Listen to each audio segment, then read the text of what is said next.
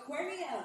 My name is Jay, and if you're wondering where the owner of the voice is standing, I'm actually this person in uniform on the bottom left-hand side of the panel.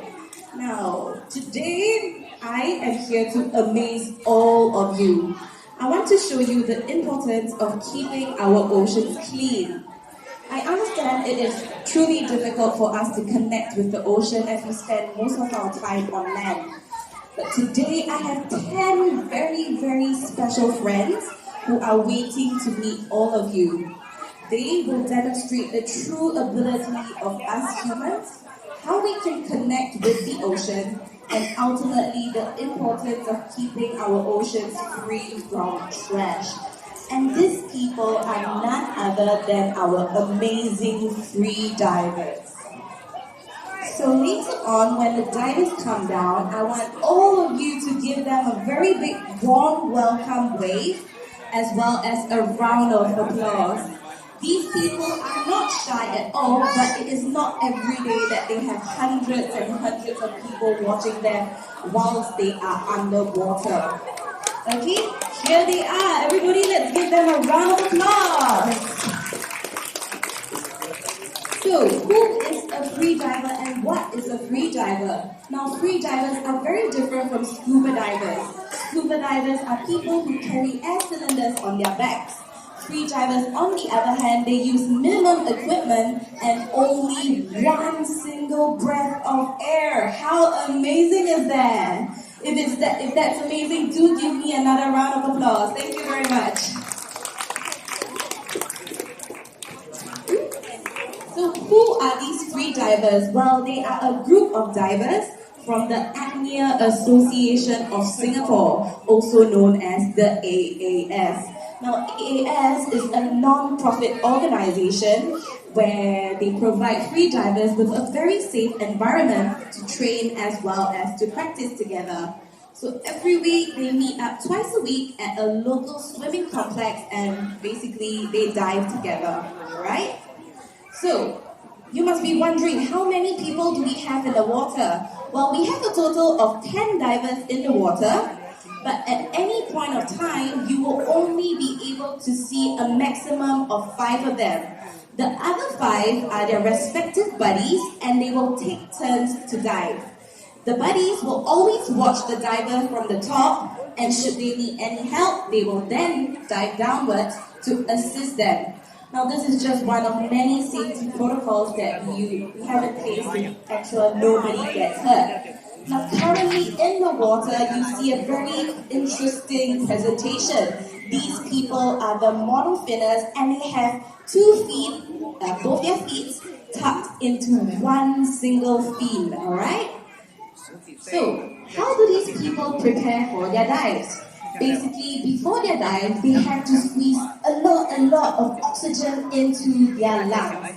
I'm talking about 5 to 6 liters of air, okay? That is a lot of air. So how do they do that? Basically, it is all about relaxation. For those people who do yoga, I'm pretty sure you are familiar with it. So just like yoga, you have to clear your mind of any thoughts, remain very calm, and simply relax. Okay? And then right before their dive, they will take 3 very deep breaths and then they hold it. So upon leaving the surface of the water, what we call the diving reflex kicks in. Almost immediately, within a couple of seconds, their heart rate drop from an average of 60 to 70 beats per minute to just about 30 to 40 beats per minute. And also, blood will also be redirected to their vital organs such as the heart, the lungs, as well as the brains. Additionally, in very deep dives, blood flow will circulate mostly around the chest to prevent the collapse of the lungs due to high pressure. And you know what's so amazing about this is that this ability is completely innate. It is not controllable by us. So if you were to go underwater right now, what's so amazing is that you will experience the exact same phenomenon as these divers. Okay? And what's even more extraordinary is that we share the very same abilities to some of our favorite marine mammals, such as the dolphins, whales, and sea lions. So if that's really amazing, everybody, let's give these people a round of applause.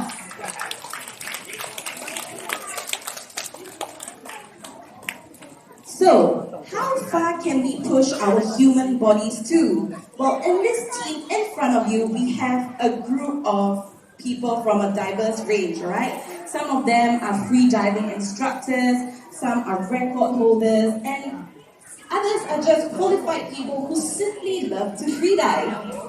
So in this team, we have Jonathan Chong. Now, Jonathan Chong is the Singaporean record holder. He has managed to hold his breath underwater for more than 6 minutes. He has also swam 147 meters in a single breath. In the same team, we have Kim Seng, who is a Malaysian record holder. Kim Seng, on the other hand, has swam 123 meters in just one single breath. Isn't that amazing? If that's amazing, do say a very big, that's amazing! Now, okay, as you can see them, do try to wave as much as possible, snap as many photos, okay? So, for us humans, we're great, honestly. If we train, we can be really good. But marine mammals, they are animals that are like mammals, It's just that they have spent most of their lives, or rather their entire lives underwater, and have therefore been able to adapt to its environment. So let's take a look at some of the marine mammals record holders. Elephant seals have been tracked by marine biologists to be able to hold their breaths for 2 hours. Whale seals, on the other hand, has been able to slow down their heart rate to just about 4 beats in a minute. Last but not least, we have the Cavier's beaked whale. They have been recorded to dive down to 3,000 meters deep. So as you can see, for us humans, we're amazing, honestly. But these marine mammals, they are so much better at what they do.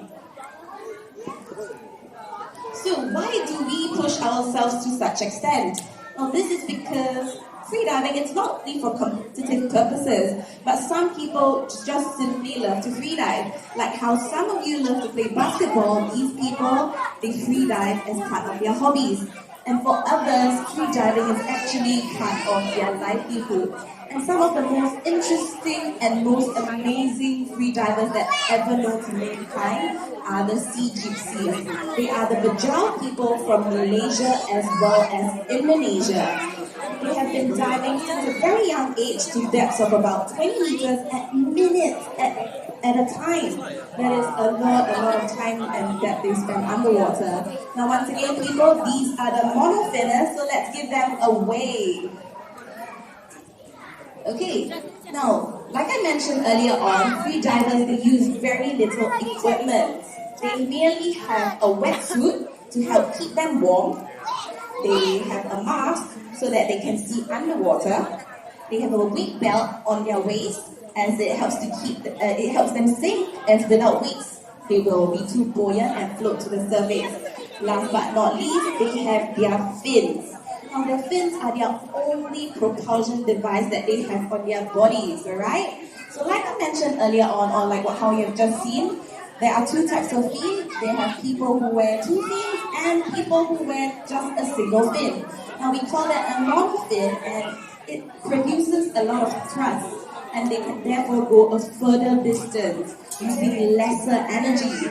Using lesser energy means they use up lesser oxygen and can therefore stay underwater for an even longer period of time. Now everybody, let us give a big wave to these people. And if you're interested to try hold your breath and compete with Jonathan for as long as possible, that's fine as well. You can hold your breath. Okay? Now, the constant need for marine mammals to surface, to breathe, is actually a huge danger to them due to the amount of pollution that we have in the water. There is no ocean in this world that is free from pollution. and I cannot stress the importance of keeping the ocean clean. As you can see on the slide, animals do get trapped in fishing nets and fishing gears.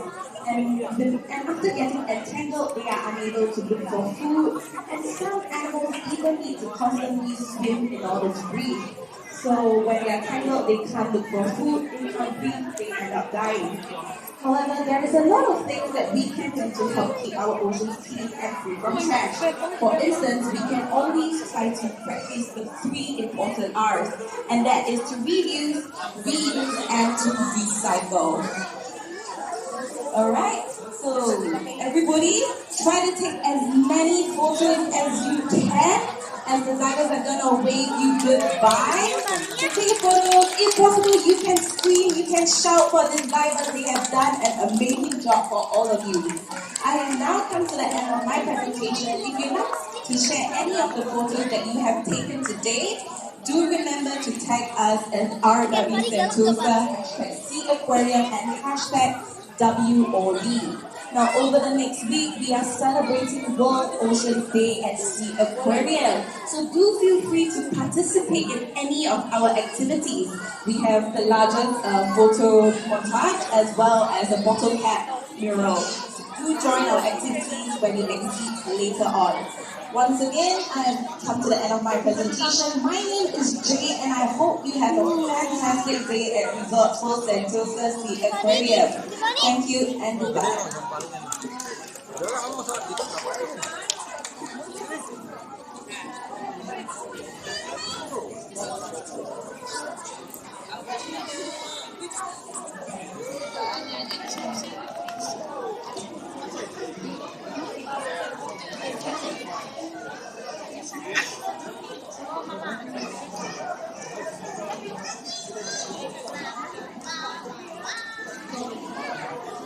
Well, everybody, I do believe our divers will be coming down for one last curtain call. So do snap your photos while they are underwater. Remember to tag us at RW Sentosa, #S.E.A Aquarium, #WOD, #AAS, #Freediving. Lots of hashtags, but that's good. Everybody, let's give these people a round of applause. Thank you very much.